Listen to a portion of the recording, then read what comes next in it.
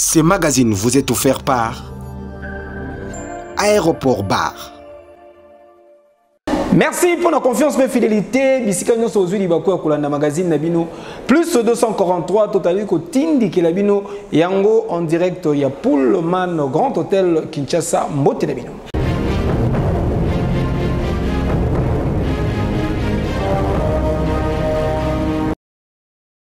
Sous l'ère, il y a son excellence Félix Antoine Tshisekedi Tshilombo, chef de l'État de la République démocratique du Congo, RDC ezali ko vivre vrai moment ya modernisation na yango. Tozali awa na province ya Tanganyika, plus précisément na rivière Lukuga, esika wapi ba travaux ya construction ya pont Niemba esili ndenge kaka bozali komona boye na tronçon ya route nationale numéro 33 comprise entre Kalemi et Ninzu.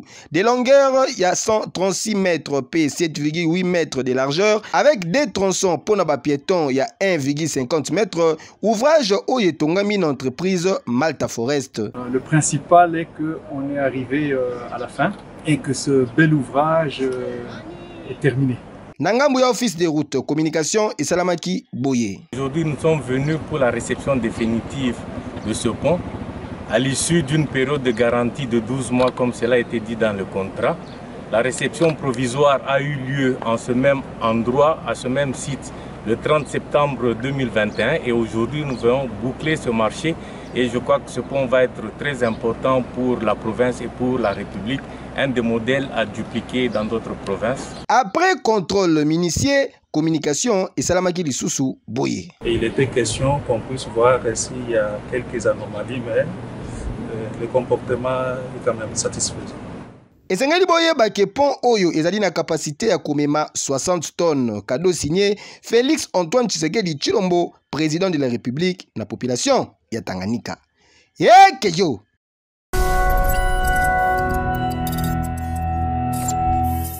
Na seya ekala. Bota la file d'attente na biso. Polele.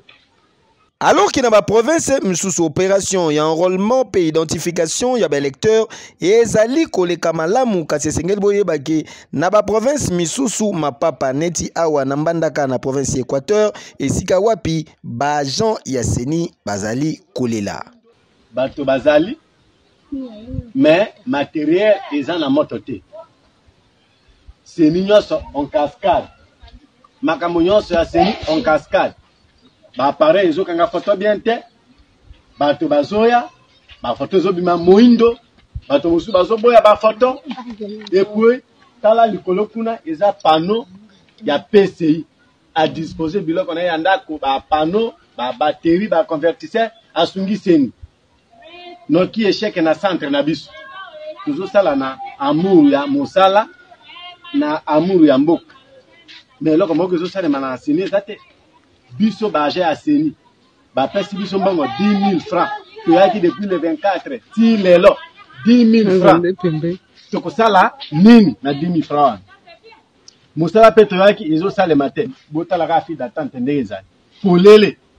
Bato bazoya moto zate. Bato bazoya moto zate. Le on est chargé na no mois muke. Et ça l'attend après ba 1 heure du temps. To me yakozata 20%. Bon, tu me okangata 3-4 personnes. Bon, musala yango ekosala makan. Soki ka de mamoni ki ekoki moyen zate. Akangi ba matériel na ye. Azongisi Kinshasa to azongisi na ba entrepôt na ye. Parce que o eza la gisi déjà échec est déjà ici à mon année déjà. Tina moko enrôlement ezate. Biso na no ba agent. Toza atana indice moko te ki nzo représenter que toza bato ya sini. Biloko kaka ndezo la gisa ki toza bato ya sini nde ba oyo. Ata décharge ezate, cahier de contrat ezate, tozo ata salaire était et là comme côté tozo sala na bénévolat. À part 10 000 ba pesa biso pour que tu na ba centre. Ata moitié à salaire ezate. Papa président Yaseni papa Denis Kadima peuple congolais et lingi komona clair na likambu oyo. Dossier à suivre. Base la ata 2024 bon ba sala enrôlement na ndenge ya bien.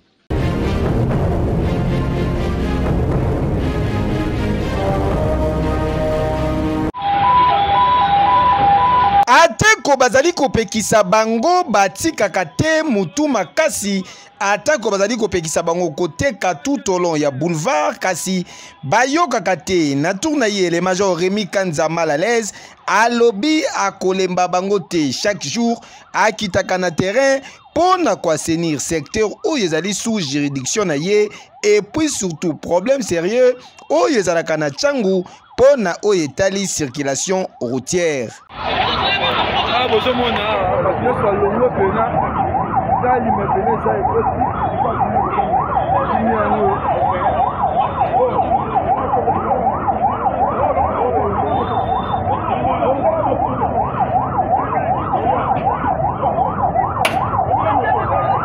Oh, José, as-tu bien été?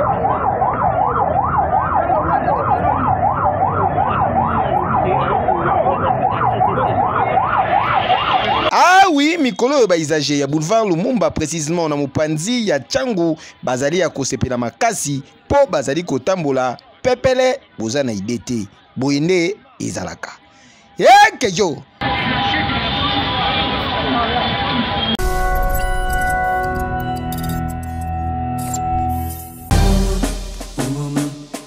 Mwana Congo Kinshasa yokelanga eloko oyo lelo formation ya qualité ezana kombo semoko Institut supérieur royal de techniques médicales ya Kinshasa ISERTEM en sigle. Jeune finaliste papa maman olingaka koyekola médecine occasion yango yepesameli bino boki mambangu na ISERTEM pour la formation ya solo avec ba personnel hautement qualifié pour awa ezalaka théorie kakate kasi na ISERTEM pratique ne pratique avec un pack pédologie boya et belé kosala ba inscription na bino na ba faculté lokola sciences infirmière option hospitalière technique de laboratoire sage-femme accoucheuse bokanisi esili te ISERTEM azali kwa assuré esika ya kitoko pona ba stage na bino pe ba bongiseli bino bibliothèque moderne pona kotanga na ba condition neti kaka na mikili ya poto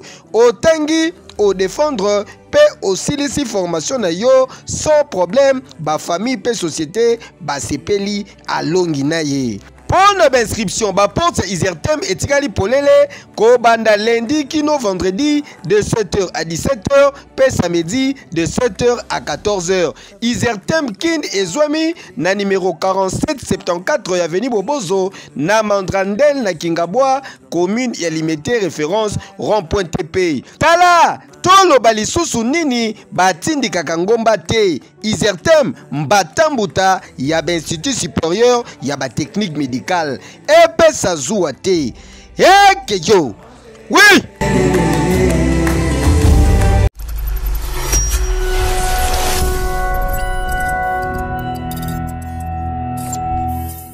Les entreprises de l'État, on est en train de les détruire. Invité pour nous comprendre par la cérémonie échange de vœux na ONG ACAJ, député national Ntingi Pouloulou a profité d'une occasion pour nous dénoncer mes gestions ainsi que détournements au sein de la Société nationale d'électricité SNEL SA et Sikawapi Azali administrateur. Je peux peut-être vous étonner. Vous savez que je suis nommé à la SNEL. J'arrive à la SNEL, je trouve que la SNEL a une dette plus que la République démocratique du Congo. 4 milliards 300 millions de dettes. Mais vous regardez la SNEL, tout son corps est dans l'abîme. Il ne reste que sa tête. La SNEL, tout son corps est dans l'abîme. Il ne reste que sa tête, que je tiens encore au niveau des oreilles. Le conseil d'administration, chacun cherche même à toucher les cheveux. Pour ne pas lui laisser tomber totalement et disparaître. Vous ne pouvez pas oublier ça. Vous savez délimiter première série à 17e série. Avant 2000, c'était des entreprises. Aujourd'hui, toutes ces entreprises ont disparu, c'est devenu des églises. Vous ne pouvez pas oublier cette réalité. Du premier riz au 18e riz, c'était des entreprises. General Motors, s'il faut, Bata, ainsi de suite. Mais aujourd'hui, premier riz, Cité de Bethel, 5e, Chapelle de Vainqueur, 7, Grand-Frère Maître Mutombo, 18, Maman Olangi, et finalement, 18e, néo-apostolique. Dossier à suivre. Kejo. Transformer transformer ces lieux aux églises, ce sont des lieux mortuaires. Ça ne vous dit rien?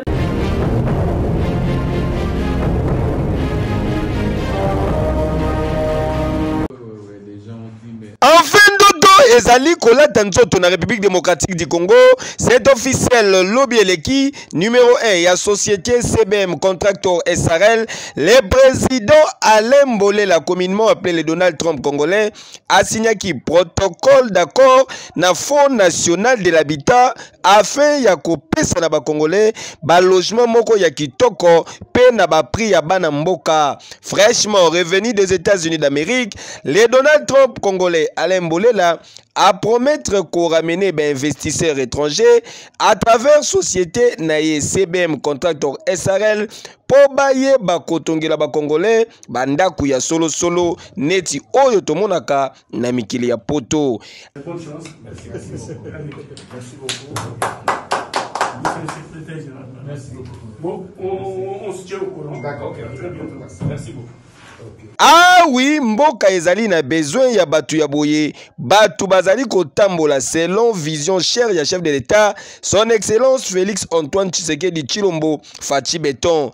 Atako avandaka na les États-Unis d'Amérique, kasi Alain Mbolela alobi le peuple d'abord, souka na idéologie. CBM Contractor SRL kitoko yo wapi elengyo yo wapi boende zalaka.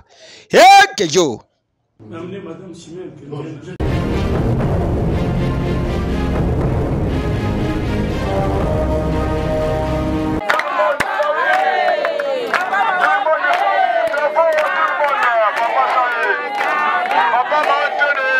Ah oui, atikala jamais kobosa na population ya commune na ye nani. L'incontournable Mahon Twene, président ya ONG Congo de l'Espoir, les défenseurs ya bana Selembao azongaki lisusu na terrain, cette fois-ci na quartier Pululumbambu esika wapi akendaki au secours ya population oyo bazali victime ya bakuluna mikolo oyo defote. Population ezali ko s'en sortir te nakoyoka kolela na bango l'unique leader ya commune ya Selembao Matembele ya Simandako le président Mahon Twene asalelaki bango esika po na ko installer la police na coin oyo.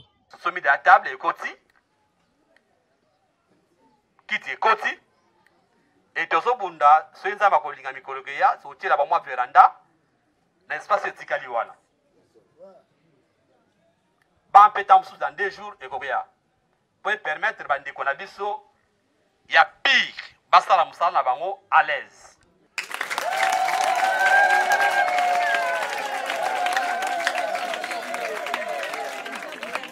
To bosenga na ngai to démarche nazo sala na nyoso wana eza nini nazo nyima mukesi mama onto na za président ya ONG Congo de l'Espoir. ONG Congo de l'Espoir et pesa ba formation ya ofele pour accompagner les gens au Zamboka.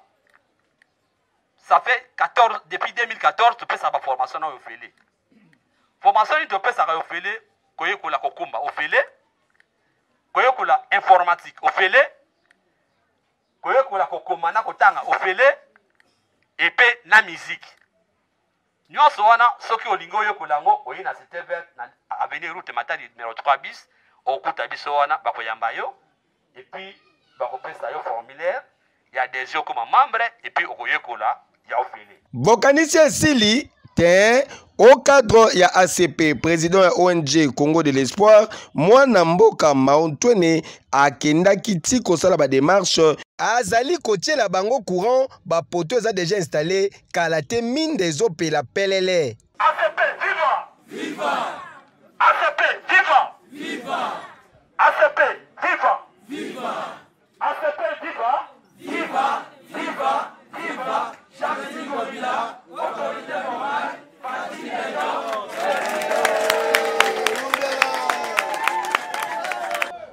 honorable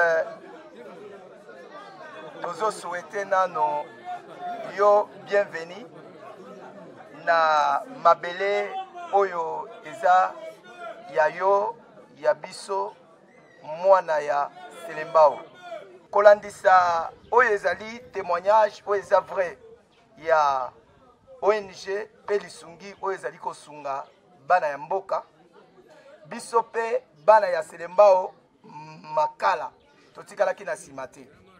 Tokotika yo te mpe tokotika motu nyonso te oyo aza na makanisi malamu ya progrès ya kosoutenir vision ya mokonzi ya mboka. Soki ntango epermettre na banzi okozwa mpe mwa ntan ya kokita wana komona ndenge bana ya se ya mai ya kalamu deja bayambi yo na elongi na yo likolo batomboli mpona kolakisa yo keto yambi yo. Oyo tomoni wana continuité nango ezali. C'est-à-dire nini? Bakobakisa bamwinda mosusu. Mabeto malamu. Soki babakisi te botuna papa mao. Population ya commune ya Selembao bapesi avertissement na bakuya kuya bayebayaka uniquement pona ko exploiter bango kozwa bavoi na bango pe kokende libela. Tala baya na loyenge bakosuka mabe na commune ya Selembao population esi bapona na bango maontweme mutu atikala jamais kobosa na bango po avandaka toujours na bango. He kejo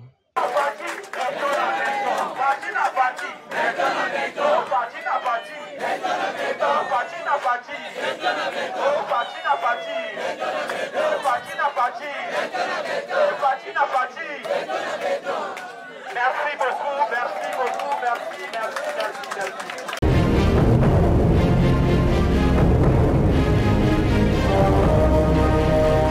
Cité d'ambiance charge ya couloir Kimbuta aéroport bar.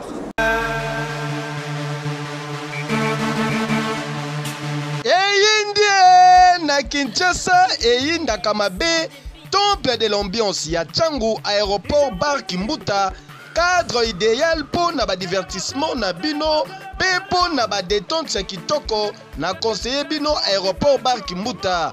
Oh mais la moi kopo ya malili avec vitrine bien équipée na ba DJ professionnel pour na komema bino na ambiance moko électrique.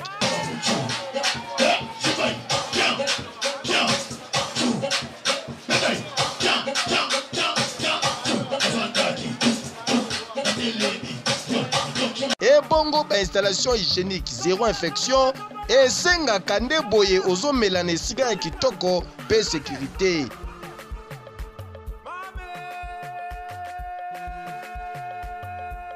PDG Oniva charge ya Kimbuta lobby aéroport bar Kimbuta saute mouton vitesse ya TGV ba voisin ba kozwa vaccin pour troisième vague eza makasi deux fois te otie libaya tolambeli yango.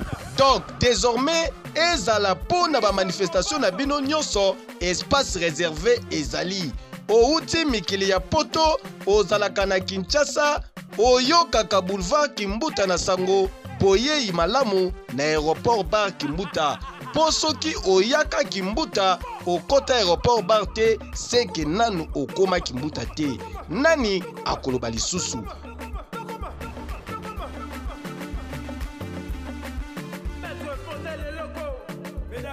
Aéroport bar Kimbuta Mbatambuta. Hey Kejo.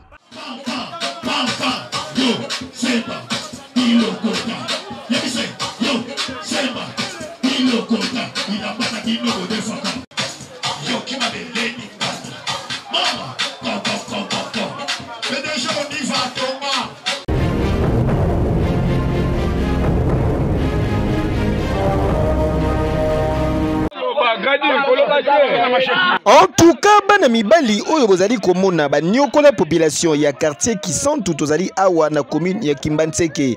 Bango ba se regroupa na des ekiri oyo bayaka à chaque fois kobunda awa ko seme terreur soi-disant ki bangonde bakolo mabele. Kasi tangu la police ya Mbata eyaki bango nyonso tui la mwisi ya zaza sans cynique kasi bilongi ya mababe nde bakangamaki.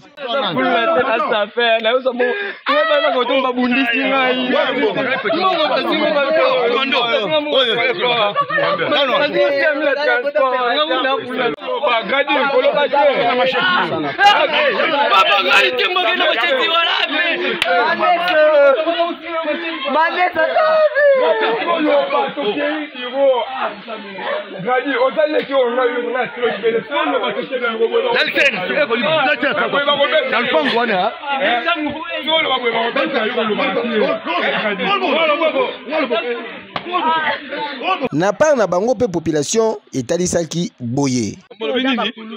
Sous cette wenza braza ba comment ça na ba kuluna koyati menace koto. Donc to sengi penza ke biso koto yo toza posa batela biso mbata ezala awa na missioni koto yo kuluna lekitro yango bakimi njelo bakimi boye.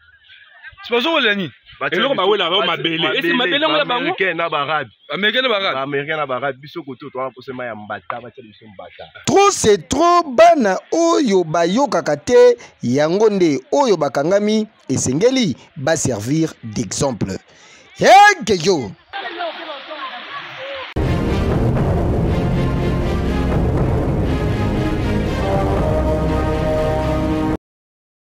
stabilisation ya grande partie ya province ya Ituri na ba forces armées na période oyo ya état de siège ezali ko créer climat moko propice pour na ko passer na ba action ya développement na ngambu na bango pouvoir public ezali ko exécuter misala ebele ya développement na ngambu mususu pe ba investisseurs en majorité ba opérateurs économiques pe bazali ko bunda lobeleki na Bunia ezalaki tour ya inauguration ya centre sportif Mia Samuna Oyo et Salamine objectif de assurer santé physique de la population. La jeunesse actuelle a besoin de beaucoup plus de la bonne santé mentale pour pouvoir penser sur ce qu'il y a comme avenir, comme opportunité d'affaires, comme entrepreneuriat. Et vous ne pouvez pas penser à tout ça tant que vous n'êtes pas à bonne santé. Donc on a les massages, nous avons Sauna et Stima, donc ils sont ensemble parce que si vous prenez Sauna, Stima elle est gratuite. Nous avons salle de sport comme autre service. Na combo, il y a gouvernement provincial, communication et Salamaki Boye. Et sinon, c'est un honneur, comme je l'ai dit, qu'on soit ici aujourd'hui pour voir ces beaux cadres qui va nous aider physiquement et psychologiquement à nous remettre en forme. Ce genre d'initiative prouve combien la province de l'Ituri, peu importe le contexte d'insécurité, est en train de se développer. En tout cas, où il y a commis tango qui insécurité et c'est des places n'ango n'action il y a développement pour la prospérité il y a parti où la République démocratique du Congo souhait ardent il y a chef de l'État son excellence Félix Antoine Tshisekedi Tshilombo Boinde Zalaka. Kejo.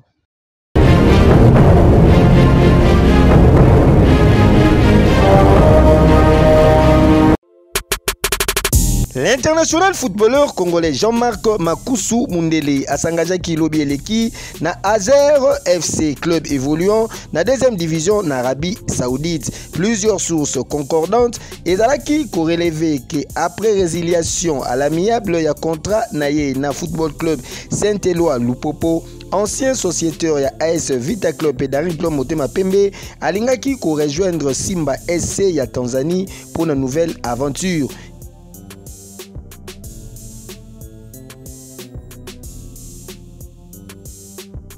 Il est à noter que Azer Club est occupé 3e place dans le classement partiel saoudien avec 20 points en 18 journées. Azer Football Club Al-Assa est club soudanais de football fondé en 1950 et est basé dans la ville de Al-Assa. Bonne chance à l'international footballeur congolais Jean-Marc Makusu Mundele.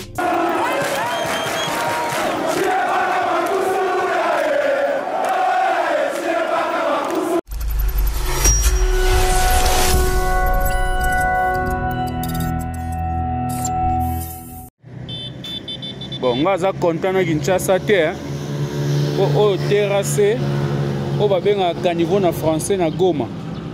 On dirait ba kombola ngonzo muta ko komba za la raté. Ezaka que les gens sont tellement disciplinés et civilisés que terrassé sa propre tina ba niveau boy vraiment. Bon, il fallait Kinshasa ne pas sa impulsion, mais na moni photo copier Goma hein.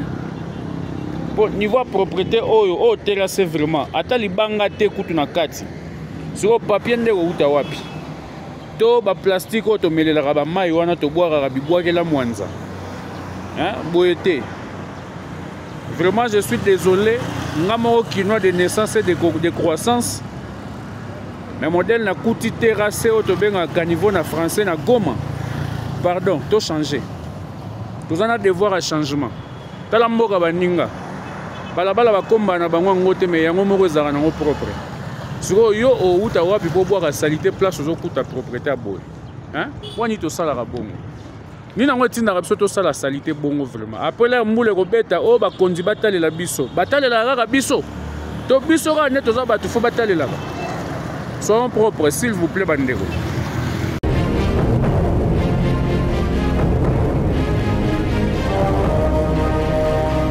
Ndangai na butanite jogo babili dusu babi kotele upamba perikele upamba jogo soto kutani fuka bila mwa zorike isala nga bien banduku ndana za lubakaka boy muyibi mawe ya beseke ya muyibi wana akawiba beseke na kate tika batala beseke banduku basuda pe bazao ya patrie ya muyibi wana amemi siko beseke abandu yana ngwa bimina ngwa atabwa kutaina baninga ne bamiyibi babenga di oh monsieur ya saka yana azaya kaka di monsieur yana babi oh saka loko izaya yetotika e tang muyibi aleki atala kaka boy fara na basoda babi oh butana mutoi ayibi saka ayibi na batanta zukenda ngu wibi basoda nde bazalaka na patrie urgey ay tubenga yaya babinga di monsieur yaka basoda batai bataka muyibi ayakaka babi oh o soki zaki mutu normal nde tubenge boy ako kima ndeni tori ba ya yaka tudwa mese di yaka ya zu yaka mese okewa batuja babandu panzana ya zu yaka